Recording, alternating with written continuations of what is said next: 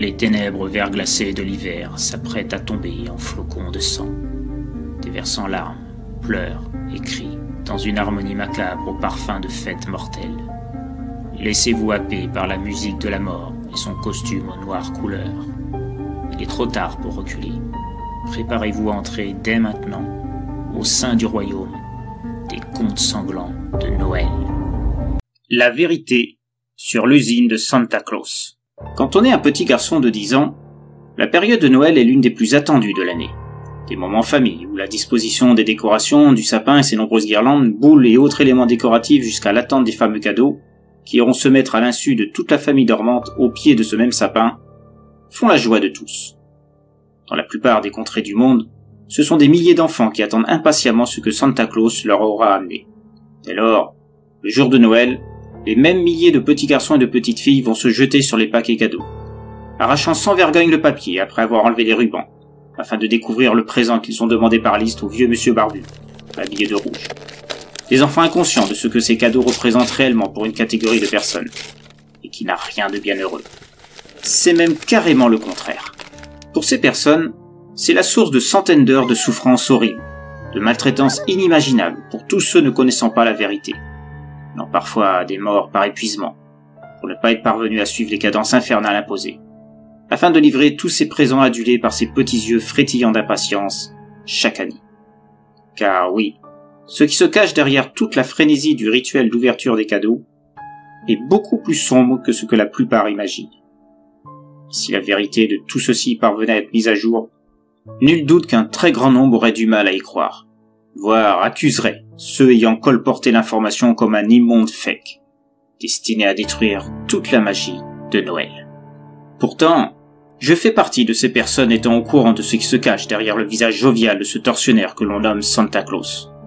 Un bourreau sans cœur qui ne voit dans cette fête qu'un moyen de s'adonner à des plaisirs de persécution en toute légalité.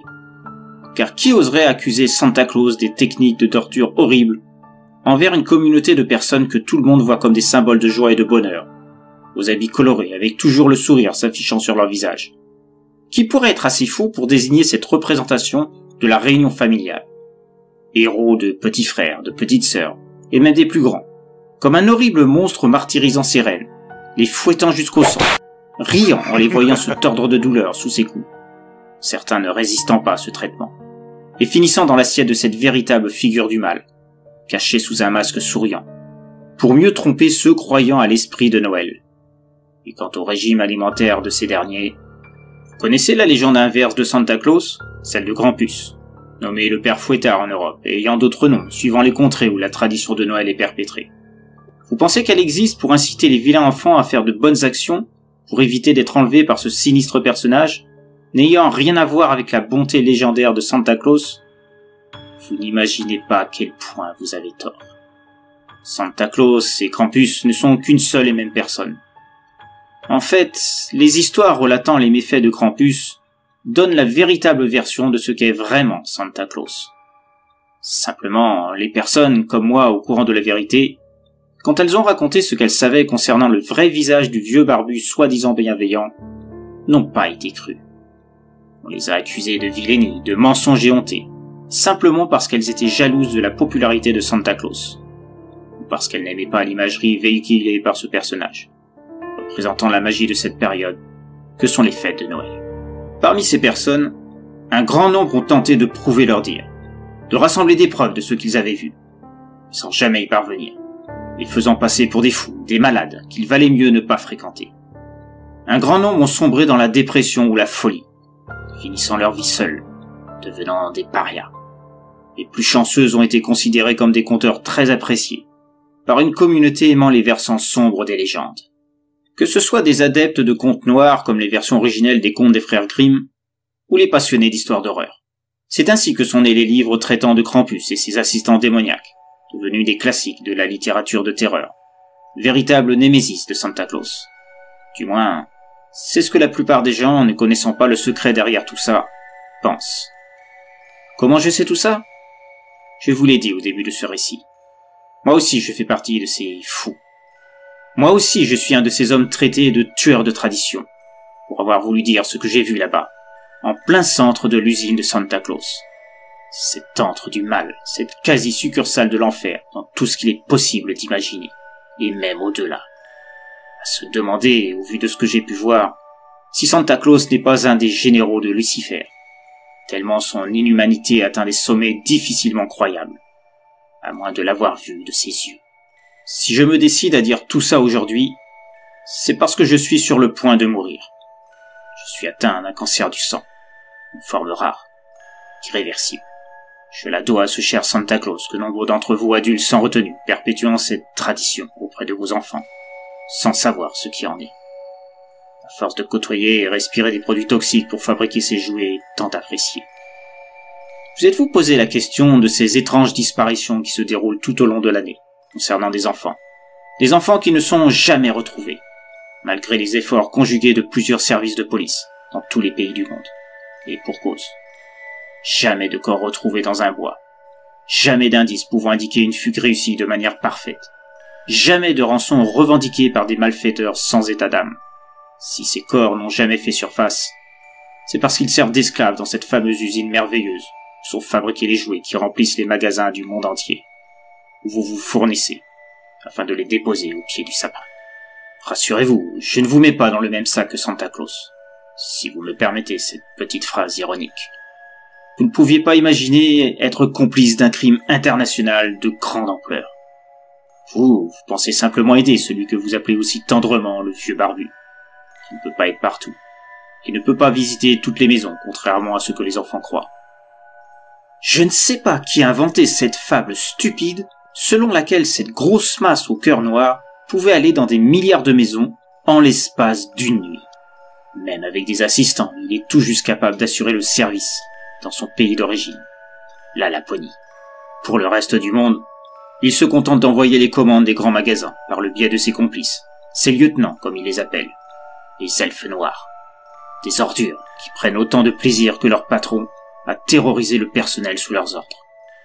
Ce sont eux qui sont également chargés de faire les envois dans les magasins, après avoir réceptionné les demandes envoyées par mail, via les succursales de ce trafic à grande échelle. Vous savez, ces fameuses usines de jouets qui font la joie des enfants, parsemant les TV et magazines de publicité coûteuses, vantant les nouveautés fabriquées. Ce ne sont que des façades. Rien n'est véritablement fabriqué dans ces usines. La nuit, elles reçoivent les jouets qui sont fabriqués réellement en Laponie, dans l'immense usine de Santa Claus. Vous n'imaginez pas à quel point l'industrie du jouet, censée être l'apanage de l'homme, n'est en fait qu'un vaste mensonge de toutes parts. Tout est contrôlé par votre gentil Papa Noël. Pour revenir à ce que je vous disais précédemment, j'ai fait partie de ces fameux enfants disparus, parce que j'étais un vilain garçon envers mes parents, et étant devenu un nom parmi d'autres sur la longue liste de ce voleur d'enfants qu'est Santa Claus. Je n'étais pourtant pas plus méchant qu'un autre. Oui, il m'est arrivé de désobéir quand ma mère me demandait de ranger ma chambre, quand mon père comptait sur moi pour mettre la table. Oui, j'ai déjà menti pour avoir quelque chose que je désirais, quitte à faire accuser mon petit frère innocent. Oui, j'ai joué les délateurs en indiquant que ma grande sœur était sortie la nuit, pour rejoindre son petit copain, alors que mes parents le lui avaient interdit, pour rejoindre une fête où drogue et alcool faisaient bon ménage. Mais entre nous, est-ce que cela excuse de m'être fait enlever en pleine nuit par un de ces elfes noirs, ces âmes damnées de Santa Claus, afin de rejoindre les rangs des esclaves de ce dernier? Je ne me souviens pas vraiment de la manière dont je me suis retrouvé à l'usine. Tout ce dont je me souviens, c'est de l'irruption de 2 de ces elfes noirs dans ma chambre. Entendant ma fenêtre s'ouvrir, je me suis réveillé, et j'ai tout juste eu le temps de les voir. Enfin, à ce moment-là, je n'ai vu que 2 ombres se faufilant jusqu'à moi, avant de souffler une sorte de poudre sur mon visage, me donnant une irrésistible envie de dormir, et me faisant tomber au sol. Après ça, je me souviens m'être retrouvé dans une caisse où j'étais incapable de crier. Je n'étais pas attaché à l'intérieur, mais je compris vite pourquoi. Dès que je touchais une des parois de la caisse où je me trouvais, je ressentais comme une décharge électrique. Et autant vous dire que chaque mouvement de la caisse me faisait en recevoir par dizaines. Au vu des vibrations que je ressentais pendant mon voyage, j'ai supposé que j'étais à l'intérieur de la soute d'un avion. Et quand j'ai voulu comprendre pourquoi, je ne pouvais pas crier. N'ayant pas de visibilité dans la caisse étant dans le noir complet, j'ai voulu poser mes mains sur mon visage, puis ma bouche. Mais je ne trouvais nulle trace de celle-ci. Je ne sais pas par quelle magie, mais ma bouche avait été scellée. C'est comme si je n'en avais jamais eu. Les autres enfants qui allaient devenir mes compagnons d'infortune au sein de l'usine m'ont confié avoir eu le même traitement. Au bout de plusieurs heures interminables, je sentis que j'étais arrivé à destination car les vibrations s'arrêtèrent. Le voyage continuait à bord d'un camion ou d'une fourgonnette vu le bruit du moteur que j'entendis par la suite. Cette partie du voyage fut moins longue et j'arrivais enfin au bout de mon voyage forcé. On ouvrait la caisse où je me trouvais et c'était la première fois que je le vis. Santa Claus. Il était venu pour voir son nouvel esclave. Il fit un geste et je pus à nouveau parler et crier. Ma bouche était à nouveau présente. La première chose que je demandais était de savoir où je me trouvais et pourquoi. Ce à quoi Santa Claus m'indiqua que j'étais là où se trouvaient les méchants garçons qui ne voulaient pas obéir à ses parents, que j'étais la matière première du personnel de son usine, que je devais me sentir fier de faire partie de ceux qui allaient fabriquer les jouets reçus par les enfants sages du monde entier. Je n'osais rien dire, partagé entre l'excitation de voir Santa Claus en chair et en os et la terreur que m'inspirait son aura, qui n'avait rien de bénéfique, comme le laissait entendre sa légende. Et je découvris bien vite que cette première impression était plus que justifiée. Santa Claus, suivi d'un elfe noir que je voyais pour la première fois intégralement, me conduisirent dans une petite pièce lugubre. On sentait comme une odeur de mort, de moisie et de pourriture. Une odeur qui me prenait à la gorge et me fit vomir.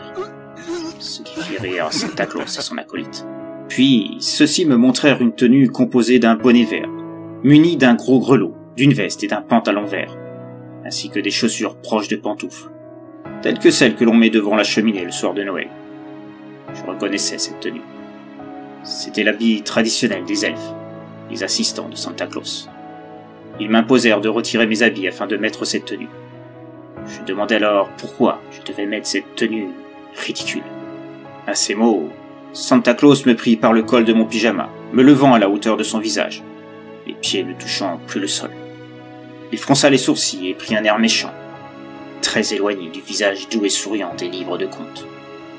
Il m'indiqua que si je ne me dépêchais pas de mettre cette tenue d'esclave et que je ne m'acquittais pas des tâches demandées par la suite, je comprendrais très vite ce qu'avoir mal voulait dire.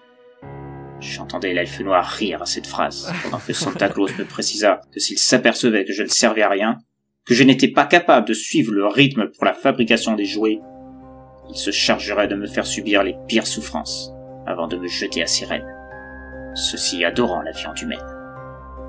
Il fut les coups qu'il leur donnait régulièrement pour attiser leur méchanceté et en faire de dociles chiens de garde.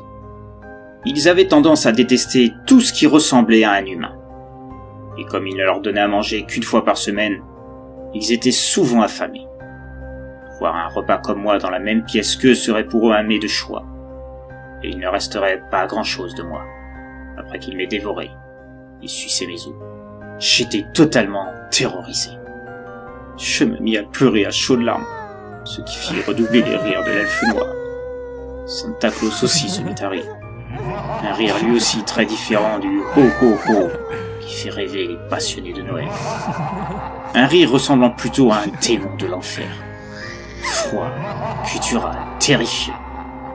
Il me jeta à terre avec violence, renouvelant sa demande de mettre la tenue qu'il m'avait confiée. Voulant pas prendre le risque de me retrouver comme objet de torture entre ses mains, je me hâtais d'enfiler la tenue. Une fois fait, l'elfe noir me poussa vers la porte de la pièce, et je me retrouvai rapidement au centre de l'usine. Santa Claus monta une échelle, le menant à une sorte d'estrade située en hauteur. Il indiqua qu'un nouvel elfe était arrivé pour leur prêter main forte, pour la fabrication des jouets de Noël, et qu'il comptait sur eux pour me mettre au parfum de ce qu'il fallait faire, et ne pas faire au sein de l'équipe de Santa Claus. À cette annonce, tout le monde cria la même phrase. « À vos ordres, Santa !» ce qui sembla satisfaire ce dernier. Il redescendit, et se dirigea à nouveau vers moi. Il me montra bientôt la chaîne de montage où je serais affecté, ainsi que l'elfe qui serait chargé de me montrer quoi faire, précisant que pour chaque erreur que je ferais, non seulement je serais puni, mais également celui qu'il venait de me présenter, car il était désormais responsable de moi pendant ma période d'essai, une période qui était fixée à 3 mois. Si au bout de celle-ci, le nombre de mes erreurs ou mon inaptitude totale à être un bon élément se révélait, nous serions tous les deux soumis à sa salle de torture. Il précisa aussi que si je cherchais à m'enfuir, je le regretterais fortement, car c'est mon tuteur qui subirait sa colère, et de manière très cruelle, se faisant un plaisir de m'énumérer les différentes façons qu'il utiliserait pour le faire souffrir. Mon visage devint d'un blanc total à l'évocation des méthodes employées. Au vu de mon jeune âge, mes parents veillaient scrupuleusement à ce que je ne voie jamais de films d'horreur, ce qui ne m'avait pas empêché d'en voir un ou deux. Ce que me décrivait Santa Claus ressemblait énormément à l'un de ces rares films que j'avais eu l'occasion de voir. Et je ne tenais absolument pas à devenir acteur dans ce film d'horreur réel que j'étais en train de vivre. Et encore moins entraîner mon tuteur là-dedans. Ce dernier s'appelait Daniel. Et si je suis capable de vous parler de mon expérience aujourd'hui, c'est parce qu'il a sacrifié sa vie pour me permettre de me sauver de cet enfer, malgré mes réticences. Avant cela, il a fait ce que Santa lui avait ordonné. Il m'a appris tout ce que j'avais besoin de savoir sur la confection des jouets. Moi et Daniel étions chargés de la construction des robots électroniques. Une tâche très précise qui demandait une attention extrême, contrairement aux tâches d'autres elfes ayant des jouets plus simples à confectionner. La première semaine, je fis de nombreuses erreurs de montage. Mais à chaque fois, Daniel indiquait que c'était lui qui avait fait l'erreur. Quand je voulais dire que j'étais le seul fautif, il me fit un signe de la tête pour me faire comprendre de me taire. Alors je me taisais. Mais je me sentais coupable à chaque fois que je voyais un elfe noir l'emmener vers le fond de l'usine, où il subissait sa punition. Je le voyais revenir les bras et le visage en sang pour avoir subi je ne sais combien de sévices corporels. Et à chaque fois que je manquais de pleurer, il me tendait un mouchoir pour sécher mes larmes, en me disant de ne pas m'inquiéter, qu'il avait l'habitude de ces tortures, et qu'il les supportait très bien. Il m'avoua que les elfes noirs et même Santa Claus n'étaient pas dupes. Il savait qu'il me protégeait en disant qu'il faisait ses erreurs. Et ça ne les dérangeait pas, car il connaissait la résistance à la douleur de Daniel, et que ça plaisait beaucoup à Santa Claus. Daniel était en quelque sorte son moment de détente, tel qu'il le désignait. Alors, qu'il me protège, ça lui permettait de s'adonner plus souvent au plaisir de le torturer. Et Daniel avait beau dire et avoir cette capacité, si on peut vraiment le désigner comme ça, je n'en ressentais pas moins une honte à le laisser faire. Pour expliquer pourquoi il faisait ça, il me dit que je ne serais pas capable, vu ma faible constitution physique évidente, de tenir plus de 3 séances infligées par Santa Claus. Il faisait ça pour me protéger, et il répétait que ça ne le dérangeait pas. Ça lui donnait l'occasion de montrer à leur tortionnaire qu'il ne craignait ni sa force, ni sa cruauté. Au cours des 6 mois que j'ai vécu au sein de l'usine de Santa Claus, j'ai vu Daniel se rendre des dizaines de fois dans la pièce du fond, la salle des tortures. Quand Daniel y allait, on n'entendait jamais le moindre son en sortir. Quand d'autres étaient forcés de s'y rendre, malgré le bruit des machines en action, il était impossible de ne pas entendre les cris de douleur et de souffrance des pauvres enfants émanant de cet endroit. Certains ressortaient dans un état horrible, une oreille en moins, un œil arraché, des parties entières de peau écorchées. D'autres tenaient tout juste debout. Certains ne faisaient même pas 10 mètres en sortant de la pièce, avant de s'effondrer au sol, pour ne plus jamais se relever. Les corps étaient emmenés alors vers un autre endroit. Daniel me précisa que les corps étaient transportés vers l'enclos des reines de Santa Claus, pour les nourrir. Que tout ceci était dénaturé par rapport à ce que tout le monde croyait savoir sur ce personnage abject et monstrueux qu'était Santa Claus. 1 mois avant que je puisse m'enfuir de ce cauchemar, Daniel m'a parlé à part, lors de l'unique pause dont le personnel bénéficiait dans la journée, à l'heure du repas. Une pause qui se déroulait traditionnellement à 11h30. Un horaire qui s'expliquait par le temps nécessaire à réunir tout le monde afin de les diriger vers le réfectoire prévu pour le déjeuner. Une pause d'1 heure où chacun se détendait à sa manière. Certains lisaient, d'autres écrivaient, d'autres encore en profitaient pour bavarder ce qu'ils ne pouvaient faire dans la journée. Le bavardage ralentissant la production des jouets, pouvant entraîner une punition par Santa Claus. C'est donc lors de ce moment que Daniel choisit pour me parler de mon évasion. Au début, je refusais de faire ça. Une évasion signifiait sa mise à mort, pure et simple. Daniel souriait quand je dis cette phrase. m'indiquant que jamais Santa Claus ne se priverait de son jouet préféré en le tuant, qui lui procurait bien trop de plaisir lors des séances de torture, grâce à sa résistance. Mais Daniel se moquait bien de mourir. Pour lui, mourir serait une délivrance par rapport à la vie menée ici. Et c'est justement cela qui l'avait poussé à mettre au point ce plan, à cause de son statut particulier de jouet préféré du patron. Les elfes noirs lui donnaient certains privilèges, comme accéder à certaines parties de l'usine normalement interdites au personnel. Daniel pouvait y accéder en permettant aux elfes noirs, le laissant aller dans ces endroits, de le torturer à leur tour, en secret. Comme il ne criait pas pendant ces séances, Santa Claus ne se doutait de rien. Ce dernier passant une bonne partie de ses journées à dormir, se goinfrer ou s'amuser avec ses esclaves filles. Car oui, en plus d'être un enleveur d'enfants, un spécialiste de la torture et un psychopathe, c'était un pédophile qui aimait prendre son pied, comme il disait, avec des petites filles, sans que ça lui pose le moindre problème de conscience. Donc, durant ces périodes, Santa Claus ne voyait pas ce qui se passait dans l'usine, faisant confiance à ses lieutenants, les elfes noirs, des créatures qu'il avait créées par le biais de la science et de la magie noire. Du coup, quand Daniel laissait ces derniers le torturer à l'insu de leur monstre de patron, il avait en retour des accès à certaines pièces, comme le laboratoire de Santa Claus, où se trouvaient des médicaments mortels à forte dose. Voilà son idée. Il ferait exprès de faire une erreur afin de subir une punition attendue de la part de Santa Claus. Pendant que ce dernier préparerait ses instruments de torture, il avalerait plusieurs de ses médicaments, préalablement cachés dans une de ses pantoufles. En constatant ses convulsions que l'absorption des produits allait déclencher, pris de panique, il appellerait ses elfes noirs à l'aide, afin de ne pas perdre son joujou préféré. C'est à ce moment que je devrais m'enfuir, suivant un trajet bien précis qu'il m'apprendrait, et que je devrais retenir par cœur.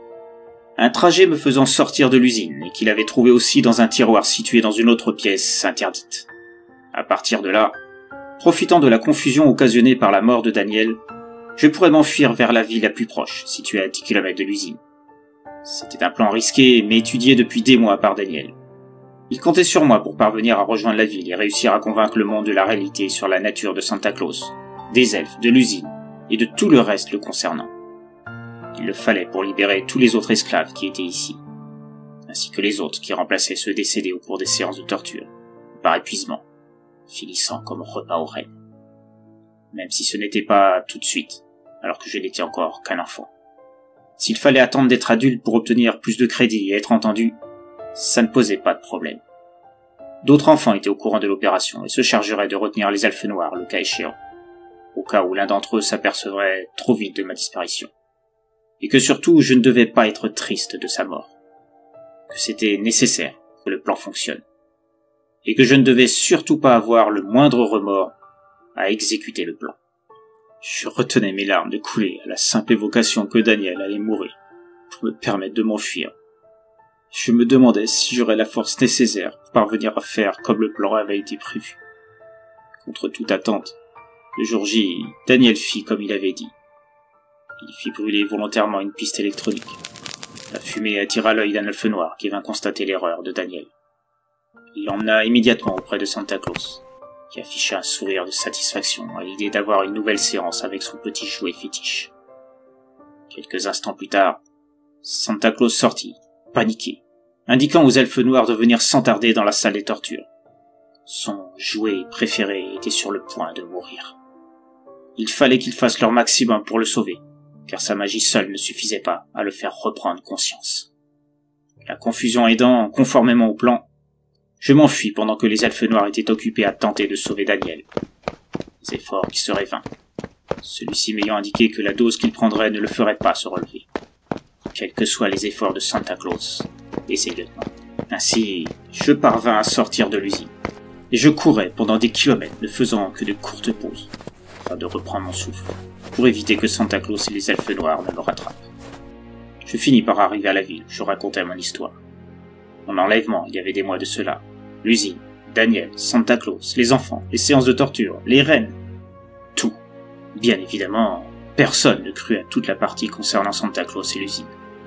Non, En revanche, la police locale fit des recherches et finit par découvrir que je faisais partie, me basant sur mon visage et mon identité que je leur avais fournie, précisant aussi de quel pays je venais, d'une liste d'enfants disparus. Au bout de quelques jours, je quittais la Laponie pour rejoindre ma famille, qui m'accueillait à bras ouverts, comme vous pouvez vous en douter. À partir de ce jour, je devins le plus adorable et serviable des enfants. Et je grandis dans la peur incessante que les elfes noirs reviennent pour me récupérer. Une peur qui s'estompa au fur et à mesure que je devenais adulte, et échappai ainsi à leurs critères d'enlèvement. Néanmoins, j'ai gardé un souvenir de l'usine, ce cancer du sang que je vous ai déjà évoqué, qui sera découvert à l'âge adulte. Je n'ai jamais cessé de penser au sacrifice de Daniel, ainsi qu'aux autres enfants. Pendant toutes ces années, j'ai tenté de convaincre mes parents, mes amis et d'autres personnes de la véracité des faits que j'évoquais sur Santa Claus et son usine. Mais tout le monde missa sur le fait du traumatisme subi, suite à l'enlèvement. Alors j'ai trouvé une autre solution pour raconter mon histoire, celle que vous lisez actuellement. J'ai pris contact avec d'autres personnes, cherchant des témoignages sur le web, racontant eux aussi des expériences similaires. Nous avons formé une sorte de groupe avec notre propre site, pour réunir d'autres évadés chanceux de l'usine de Santa Claus, ou ayant assisté à des actions contraires à l'imagerie du gentil Père Noël. Au début, nous n'étions que 2 ou 3. Aujourd'hui, nous sommes une trentaine, et nous recevons de plus en plus de nouveaux témoignages chaque semaine.